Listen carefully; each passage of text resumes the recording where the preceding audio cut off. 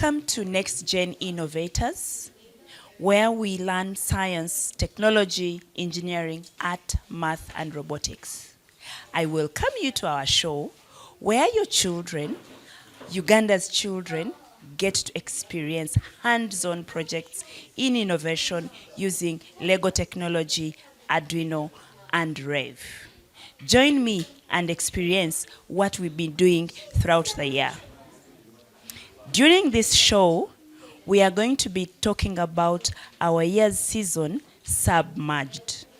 Did you know about Submerged? The term?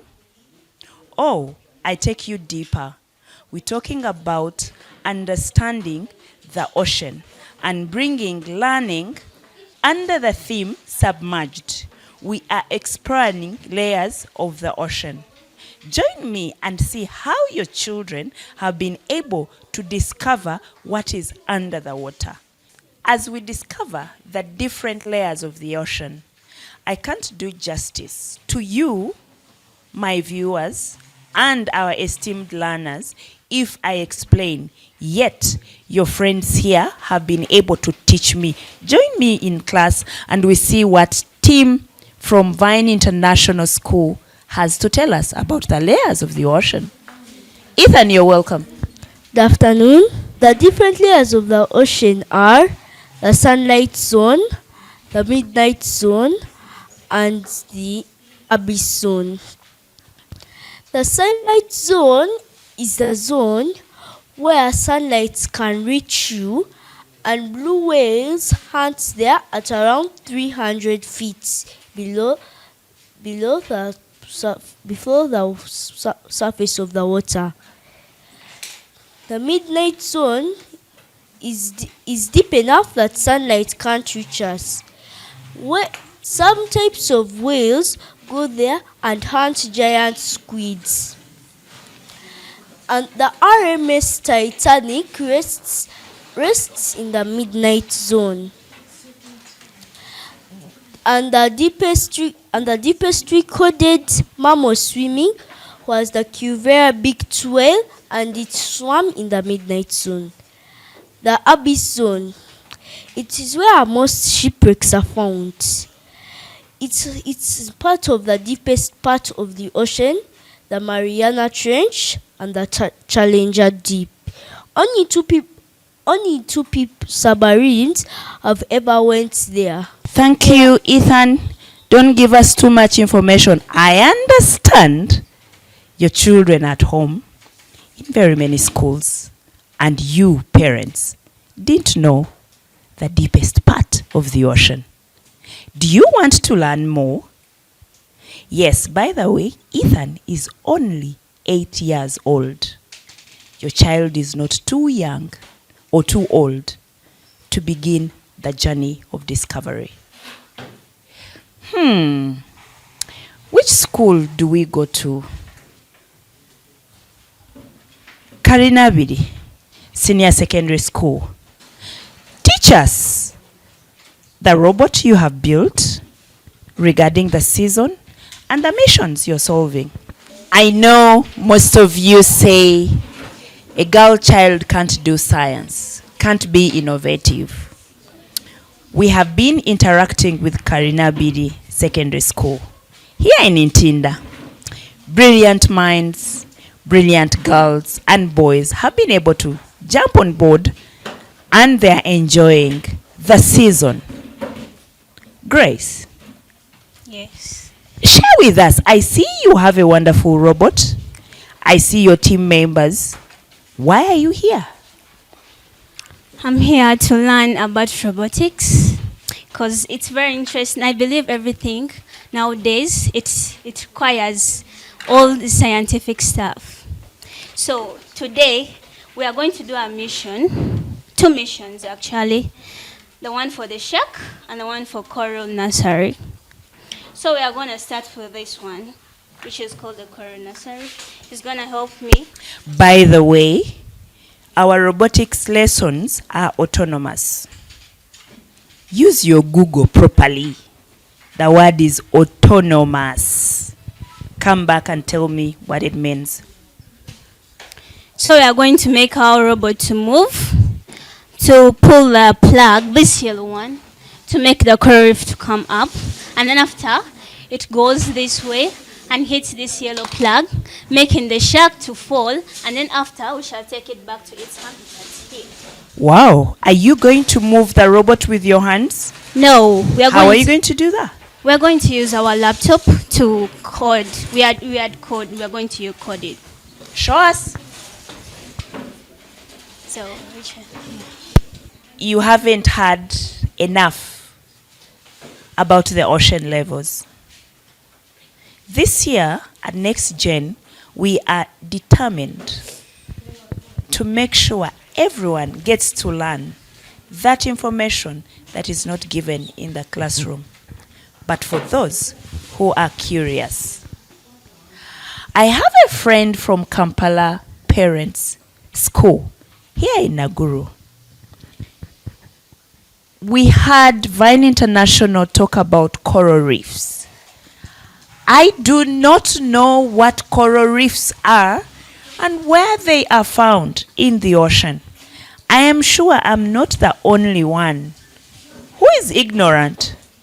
But join me, let's learn with your children, your fellow youth. Hello everyone, my name is Josiah Oluwitona Paul, and I'm here to explain to you about coral reefs. Coral reefs are like a group of plants that sleep beneath the ocean in the sunlight zone. And coral reefs are homes to some sea life like crabs and many others. Wow. Thank you, Josiah. You're welcome. We hope to see you at the national competition. You will. Learning does not only end at private or international schools. We have Hungry Caterpillar there at Lugogo Bypass represented. By the way, this learner has been with Next Gen for a year and a half. By the way, we also partner with the Hungry Caterpillar School down there at Lugogo Bypass. I have a couple of friends from the Hungry Caterpillar, and one of them is Fridaus Nachitende. Strange and interesting about Nachitende. She's a taekwondo expert. And allow me to tell you a story about her. When she was coming for robotics, her dad told me she can't love it. She can't do it. And I told him, I believe in girl power, enhancing and supporting girl child to take on sciences.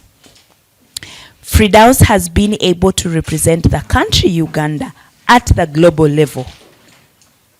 She's about 2 months back from the US. But I will not allow you to hear her experience in the US. You too can go. But maybe she has something to tell us about submerged season and what she's expecting. Fridaus, you've been with us for this long. You had masterpiece season. And now we are exploring the deepest level of the ocean. What do you have to tell us? Do we need to come and watch you play, code, or we need to stay home and sleep? Please come to the nationals in December. It's very fun actually. It's been a year and a half, like Miss Hannah said. It's been fun coding, making new friends from different schools. Tell me about submerged season. How is your robot? I'll see it looks like a basket. Why did you choose a basket-like robot? It's to like, sometimes our robots can like not be balanced. So it was to balance the robot, and on the sides we put so that we can attach the other beams so that we can collect the C segments. Where are those C segments? They're here, here, and there's one there. Okay, so how did you came up with that to collect? Could you briefly show us how your pseudocode will work? It's supposed to start from this home base. It's to collect these two C segments and bring them back to the home base here, so that later on we can bring them back out while they're still standing, because if they fall down, we'll lose the points. Wow. Thank you so much. I can't wait to see that basket-like robot move. Well, segments are like pieces of coral. Like, let's say the story is there is not enough coral in the ocean, and they take the coral because coral are like habitats, which are homes of different sea animals like crabs, fish. So they bring coral reef segments to the sea. Like, planting one tree can help in a lot of cases. Now, bringing these segments to one place in the sea can also let's say they bring others. They bring other coral, yes, in that place where there was no coral before. So on your mat, I see we have a coral. Could you show us that mission that has a coral? This is coral nursery, where it's growing the coral, putting it on the coral tree support. Then there's the coral buds, like the seeds of coral. So you want to teach us that under the ocean we can have, there is a coral seabed, Exactly. a coral bed, Yes. where we can take seeds. Yes. Where do we get them? We get them from the coral, how you get a plant seeds. There are very different ways. There's some plants where you just get the whole thing, then you plant it, and you can still get it. Then there are some plants where you have to cut off a bit and plant. Now even coral, you can plant cut off a bit, or you plant the whole thing. Or there are some coral that they shed off or something. That they leave it there. Then those become the seeds. So your basket-like robot is going to move the segments. Where did these segments, coral segments, come from? They came from the coral itself. Before the coral was extinct or gone in that place, they would get a little place, a little piece, very little. Then they take it to the scientific lab, and then they grow it here, put it in the coral tree support, it grows. Then later on they bring it back to the ocean. I see I have a lot of learning with you and everyone else in Uganda and beyond. This year's theme seems very interesting and is proving me ignorant. The schools I went to, you better bring back my school fees. Wow. So your robot is planting the coral segments? No, it's Or it's taking them to a safe place? It's taking back to let's say it's collecting the segments, yes. Now in this mission, we're supposed to take the segments, then if they fall, if they break, yes, that means we lose points. That's not good. So we can bring them back here, then put them back later, or we can find a way to dodge them, but there's very little space. So we decided to bring them to the home base. Then later on, we can push them out. Wow. I pick it that when it falls down, you lose points. Yes. So it's like a plant. When you mishandle it, it dies. Yes. This relates to real life. Wow. I can't wait to be in your class. Thank you so much, Hungry Caterpillar. Thank you so much, Fridas. Wow. Buloba. Which school have haven't I picked from Buloba Center? Let me see the mission you're solving. The easiest mission that so far you have done. Which one is it? Randomly. Which one have you done? Unexpected encounter, and we have collected these C segments like she explained. We carry them back to the starting point, and we're going to take them back later. Wait a minute. You said unexpected encounter? Yes. Please stand up so that I can see you very well. And you tell me your name, the name of your school, and what it is about unexpected encounter. My name is Karina Abiri. I'm 12 years old, and I go to Spring of Hope homeschool. And in unexpected encounter, we have an unknown creature that takes a special interest in us. So let's say we're exploring the ocean, and while we're exploring, it follows us back to where we are supposed to be. So so it gets stuck up here. Now our mission is to save it and put it back where it's supposed to, in its habitat, where it's supposed to be. Wow. Can you show me how you are able to solve it? Okay. I'm excited.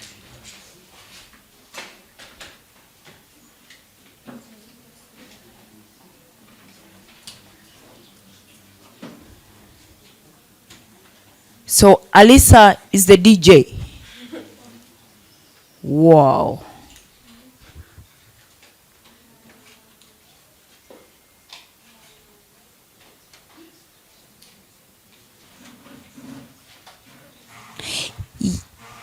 Yes, Matthew. Matthew, tell me what I should learn about the ocean.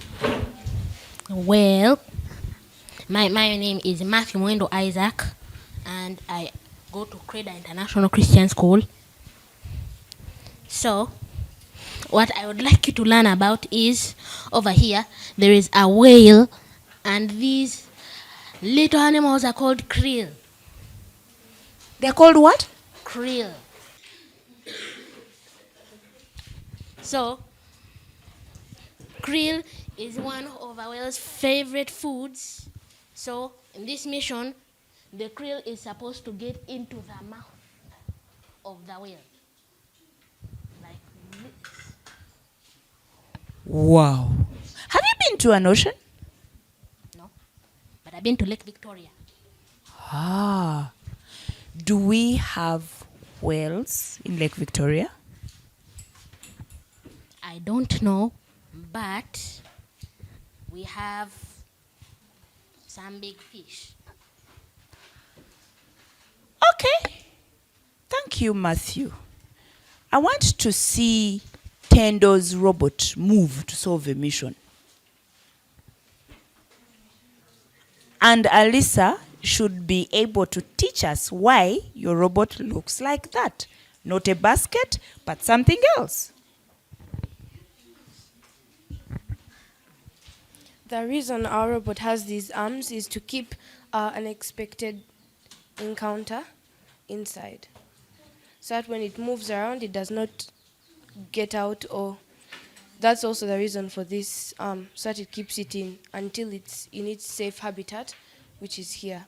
And then our arm will go up so that we can free it back into the wild. Then it comes back here. Are you going to be helping the robot, or it's just going to be figuring its way out? It's going to be figuring its way out.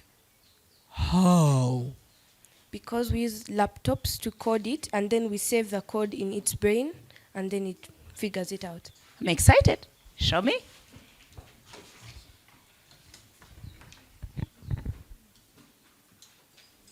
So by the way, at Next Gen Innovators, we are guided by 6 core values. The major one is teamwork. So when you see them work together, it's not by accident. No, we also collaborate. So we are teaching youngsters to be collaborative. Again, they discover. That is why a few months ago, I learned about the deepest part of the ocean. Shame. Did I go to school, really? I know I have many parents like me. We didn't know. But now you know. You will see different teams working together, different schools working together, helping each other. But again, Tendo is still talking to us about his robot and the missions they are solving. Tendo. So our robot, before we send our creature back into the wild, we're first going to send a submarine to explore the opponent's field and see what they're up to. What are you saying? We're gonna spy on them. We'll say we're going to spy on them and see You're going what to they're up spy to. on me? Yes, Okay. to see what you're up to. Bring it on. Bring it on, bring it on, bring it on, yo! Bring it on, yo! They are going to spy on Karina Abiri, not to me.